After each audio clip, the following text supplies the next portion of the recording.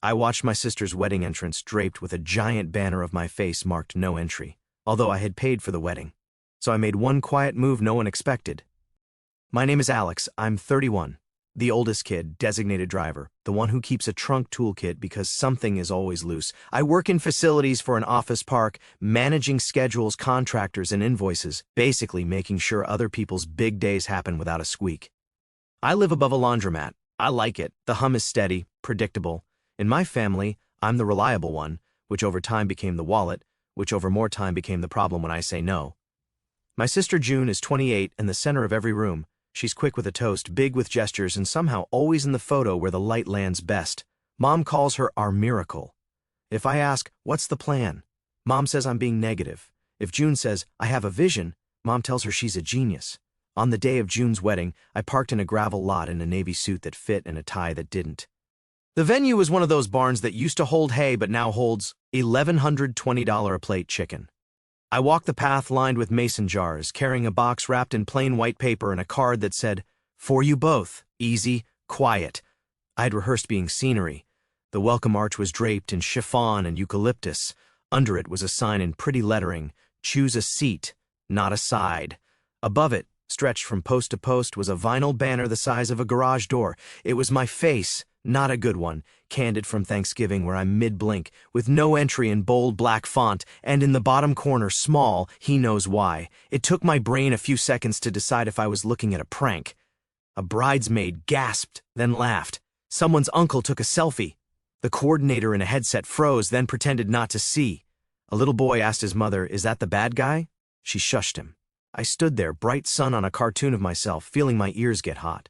I called Mom. She picked up on the first ring and sighed like I had already started a fight. "Alex, please. Not today. What is this?" she said, voice low, almost bored. "We have to look like a perfect family. That means without you. You hung a banner with my face that says I can't come," I said. "Don't be dramatic. Your sister needs peace. You cause ripples." "I cause ripples," I repeated. "The photographer is here," she said. "We'll talk next week." She hung up.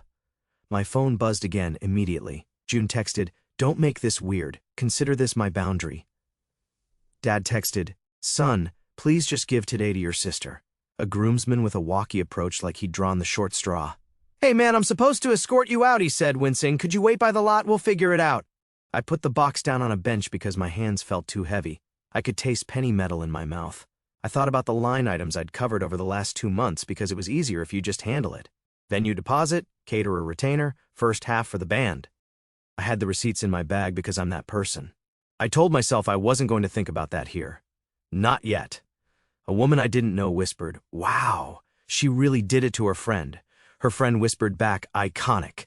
I picked up the box again. My fingers had stopped shaking. I called Mom one more time. "Alex," she said, exasperated. "Okay," I said. Okay, I repeated and hung up. The security guy was watching me, unsure if he should be gentle or firm. I gave him a small smile. "The gift's at the gate," I said, and set the box on the welcome table beside the programs. He nodded like he didn't want to be in whatever this was.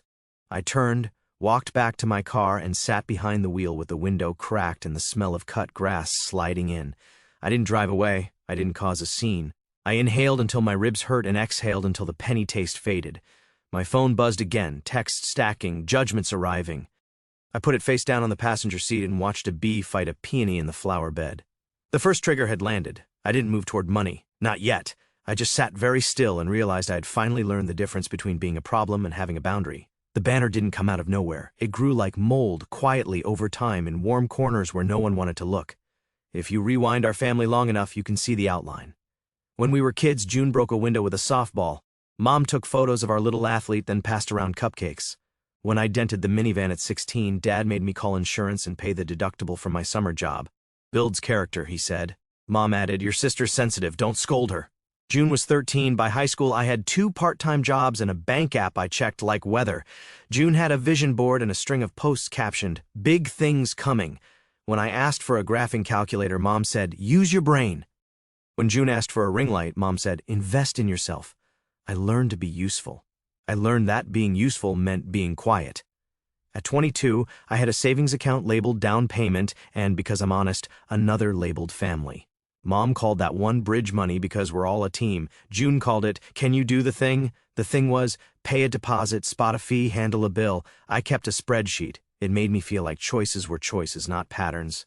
June fell in love with Ryan, who says boss lady without irony. He's not the villain of this story. He's just the kind of man who grabs the check when cameras are around and forgets his wallet when they aren't. They got engaged under twinkle lights. Mom cried like it was a movie.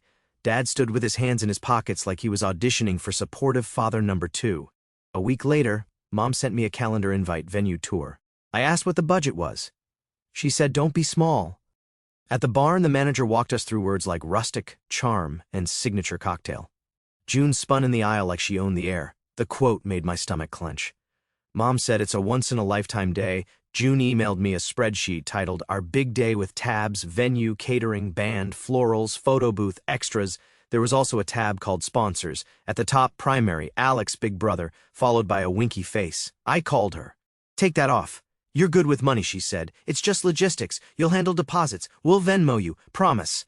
No, I said. She laughed. Don't be stingy. You make more than me. That's the part that never gets said out loud but is always there. You make more than me, therefore your money is our money. It slips under doors like a draft. I said no again. Mom called. Sweetie, it's easier if you just handle some of it. We'll all pitch in. We won't, I said. We never do. Don't be cruel, she said softly. Mom's weapon has always been the word cruel. She hangs it around your neck and waits for you to pull it off. I covered the venue deposit. I told myself I wasn't caving, I was choosing a gift. I covered the caterer retainer because the manager called me and said the date would get released. Otherwise, Mom said, "You're our hero." June posted a story of a charcuterie board and tagged me, then took it down 5 minutes later. I guess heroes aren't aesthetic. Then the little additions started. A late-night taco bar, no one forgets tacos. A neon sign, it's my brand. A live painter, it's an investment. Each came with a screenshot and a time-sensitive caption. They can hold it if we pay by today. I started saying no. Mom texted, you always were rigid. Dad texted thumbs up emojis from work like that counted. Ryan said, we'll hit you when I get my bonus. June said, just the band half, please. You know they'll book out. I looked at my family tab, sighed, and sent the wire. By the time we were 3 weeks out, I had put $14,200 toward the day. I kept a separate folder in my email with subject lines like contract, bar number 1475, caterer retainer receipt, band deposit, Jeremy and Company. Each one had my name as the contracting party because it's simpler. Simpler means they're going to use your credit score instead of dealing with their own.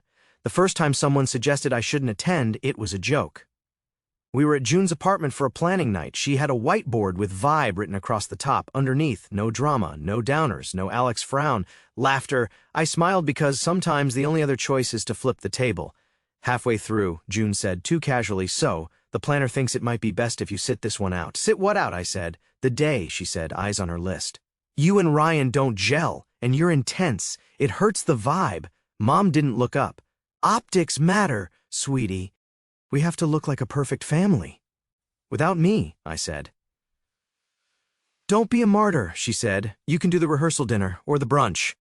I stared at the whiteboard. In the corner, under payments, my name was written next to 3 lines. Mom saw me looking and put her hand over it like the problem was visibility.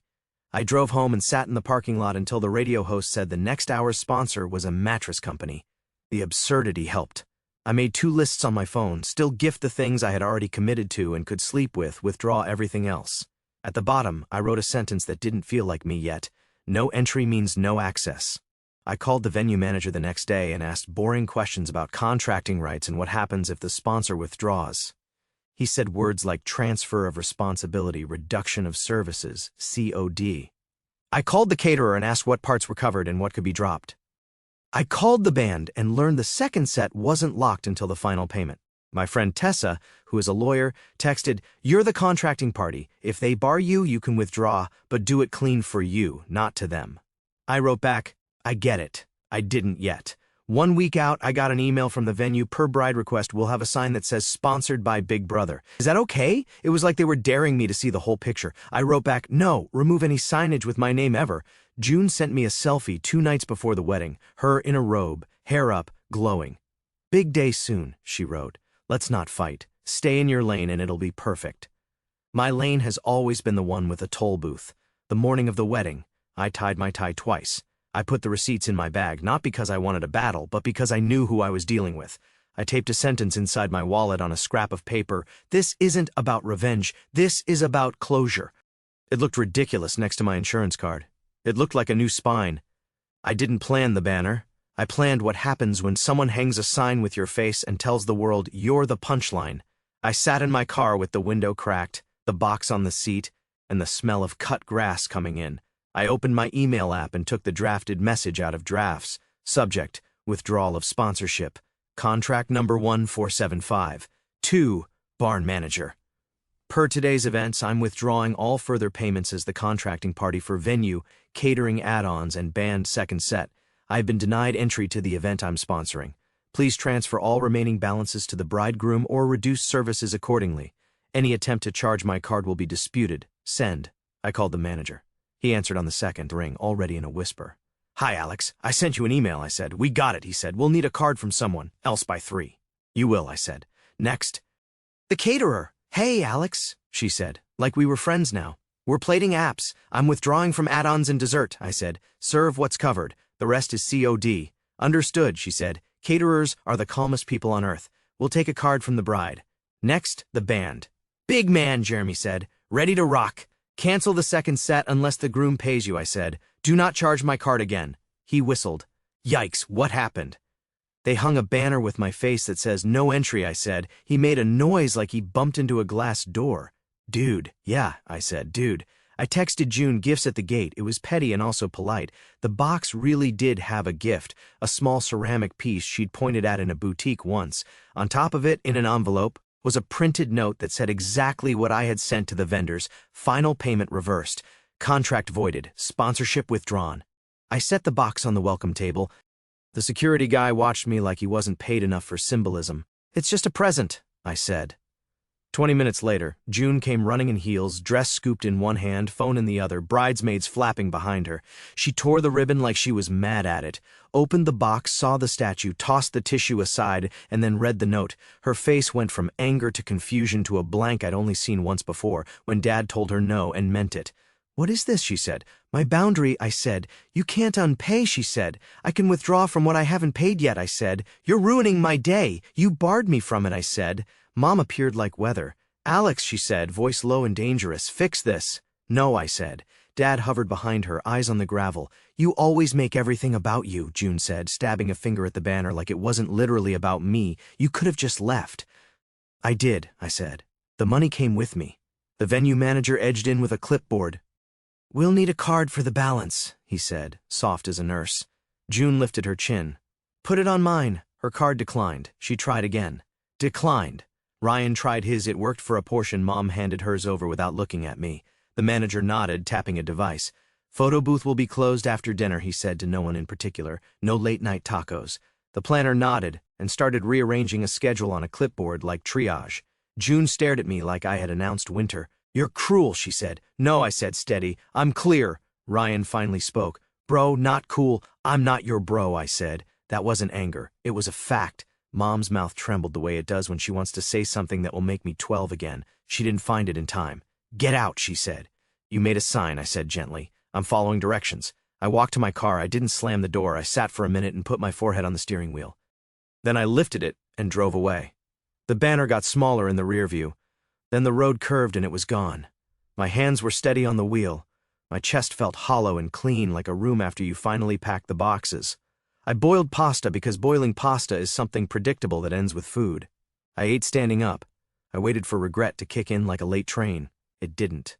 The quiet felt like oxygen. At 9:12 p.m., I turned my phone back on. It tried to climb out of my hand. 29 missed calls from Mom, 17 from June, 10 from Ryan, 8 from Dad. A pile from numbers I didn't have saved. Texts, you're a monster. You embarrassed your mother. We'll never forget this. Wow. One from Aunt Leia. Sometimes the only way to stop being used is to stop being useful. Proud of you. Don't quote me. June's text came like a storm. It was a joke.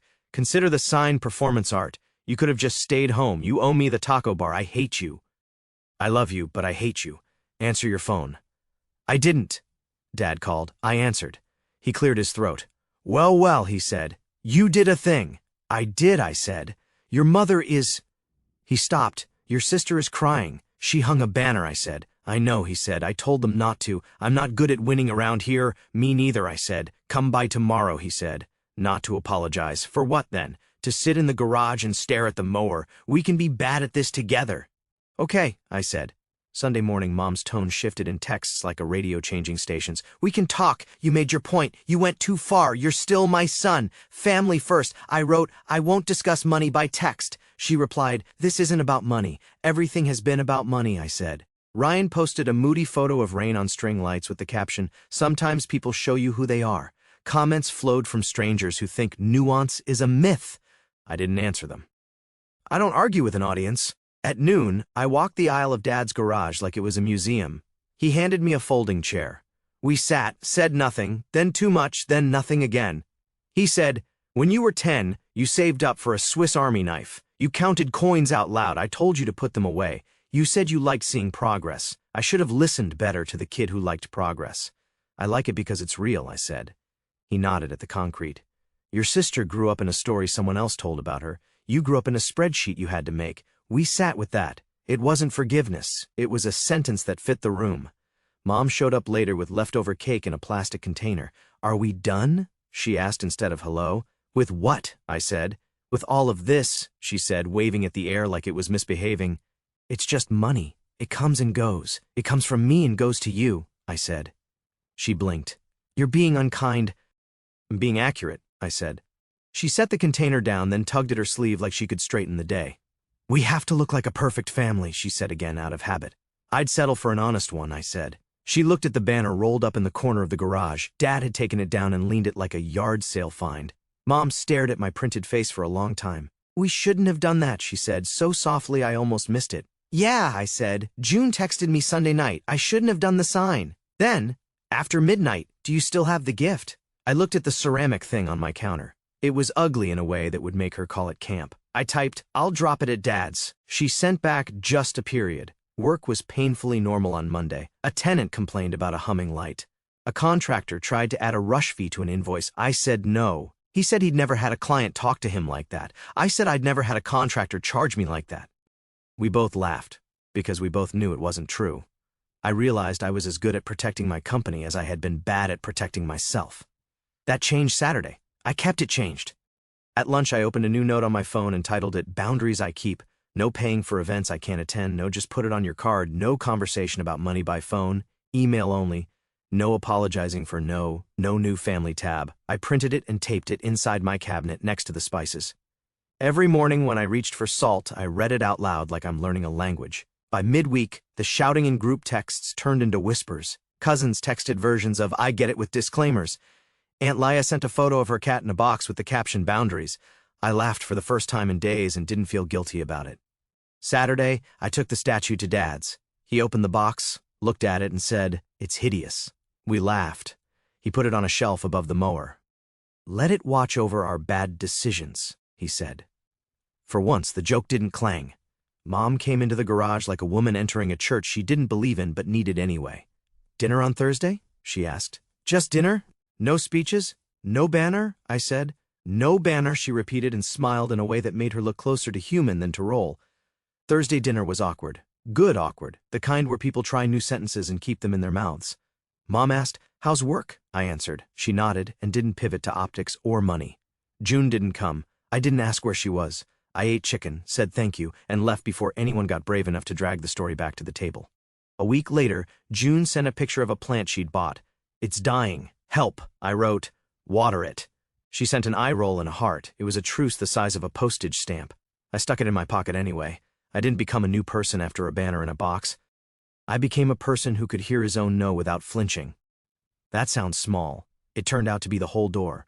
It's been a month. The official album went up. No banner. The internet trimmed the story the way the planner trimmed the schedule. People will believe the version that helps them sleep. I'm learning to stop arguing with pillows.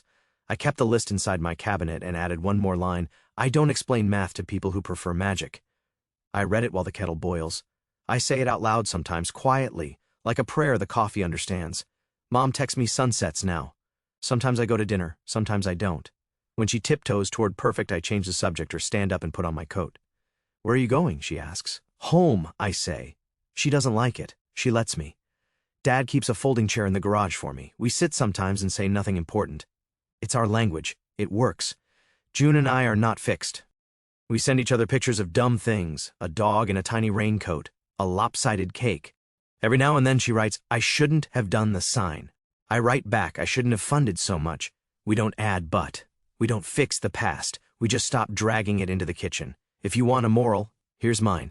If someone hangs your face at the door, don't pay for the door. If they call your boundary cruelty, that's just the echo of all the times your lack of boundary benefited them. Say no anyway. This isn't about revenge. This is about closure. Closure looked like emails I sent from a gravel lot and a sentence I printed and taped inside my wallet. It looks like me boiling pasta without doing math in my head for someone else's bill. It looks like buying 2 pastries from the shop downstairs and not saving one to prove I'm generous. I'm not the sponsor anymore. I'm the person who pays his own rent, shows up when invited, and leaves when he isn't. I'm the person who doesn't beg to be let in under a banner with his face on it.